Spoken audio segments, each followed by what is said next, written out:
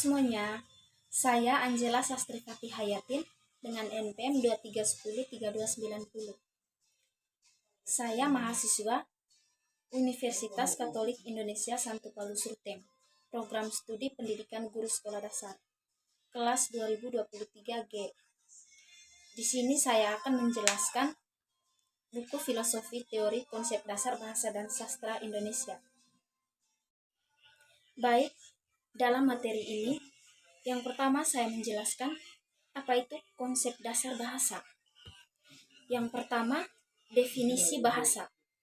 Bahasa merupakan alat komunikasi yang digunakan manusia untuk menyampaikan maksud, pikiran, perasaan, dan gagasan dalam upaya membangun interaksi.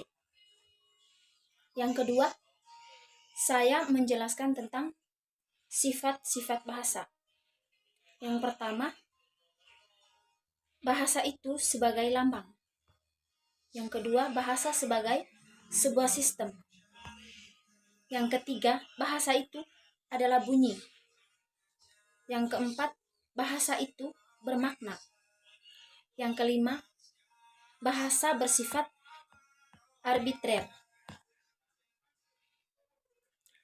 Yang keenam, bahasa bersifat konvensional. Yang ketujuh, bahasa bersifat produktif. Yang kelima, bahasa itu bersifat unik. Yang berikutnya, bahasa bersifat dinamis. Bahasa itu bersifat universal. Bahasa bersifat bervariasi. Yang ketiga, saya akan menjelaskan fungsi bahasa. Yang pertama, fungsi emotif. Yang kedua, fungsi konatif. Yang ketiga, fungsi puitik. Yang keempat, fungsi fatik. Yang kelima, fungsi referensial. Baik, yang berikut saya akan menjelaskan kedudukan bahasa Indonesia.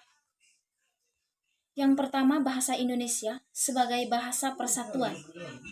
Yang kedua, bahasa Indonesia sebagai bahasa nasional. Yang ketiga, bahasa Indonesia sebagai bahasa negara. Baik, yang kelima saya akan menjelaskan ragam bahasa Indonesia. Yang pertama, pengertian ragam bahasa Indonesia. Bahasa adalah alat untuk berkomunikasi. Secara spesifik, ragam bahasa diartikan sebagai variasi bahasa berdasarkan pemakaian yang berbeda-beda, topik yang dibicarakan, hubungan pembicara dengan lawan bicara, dan medium pembicaraan. Yang kedua, penyebab terjadinya ragam bahasa Indonesia. Yang pertama, faktor budaya. Yang kedua, faktor sejarah. Yang ketiga, faktor letak geografis. Yang berikutnya, jenis-jenis ragam bahasa Indonesia. Yang pertama, ragam dialek. Yang kedua, ragam terpelajar. Yang ketiga, ragam resmi. Yang keempat, ragam tidak resmi. Baik, di sini saya akan menjelaskan tentang pemerolehan bahasa. Yang pertama, pengertian pemerolehan bahasa.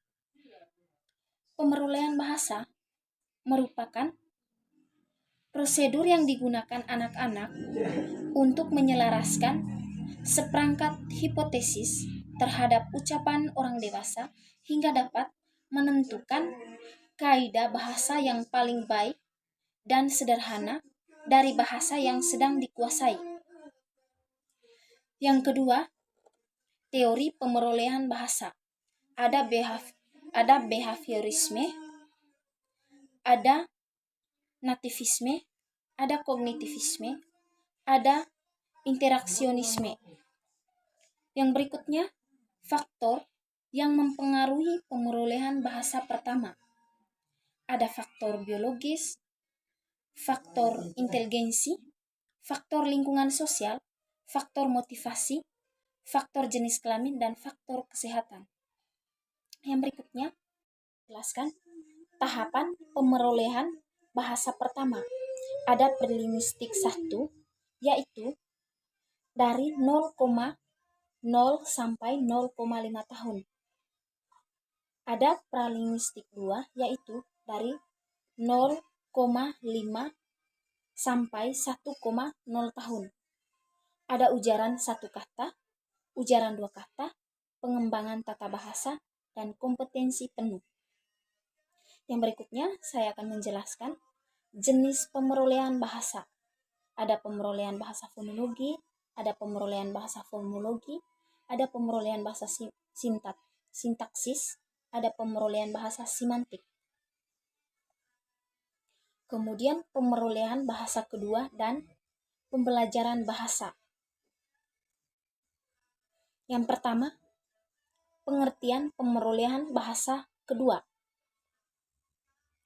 Istilah pemerolehan bahasa kedua sampai saat ini masih menjadi istilah yang tepat untuk penguasaan bahasa kedua adalah pembelajaran bahasa, bukan pemerolehan bahasa kedua. Yang kedua, pembelajaran bahasa. Sebenarnya, hanya karena proses yang berbeda sehingga timbul dua sisi istilah dalam penguasaan bahasa kedua, yaitu pemerolehan bahasa kedua, seperti yang disampaikan pada bagian pertama, dan pembelajaran bahasa.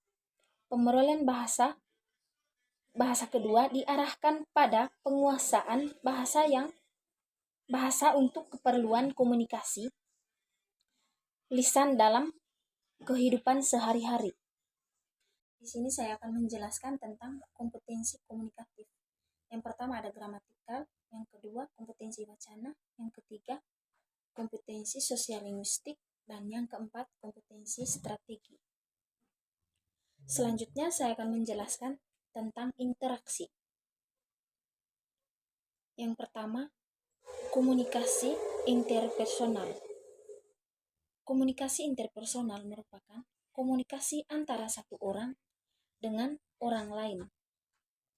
Baik, di sini saya akan menjelaskan tentang aspek komunikasi interpersonal.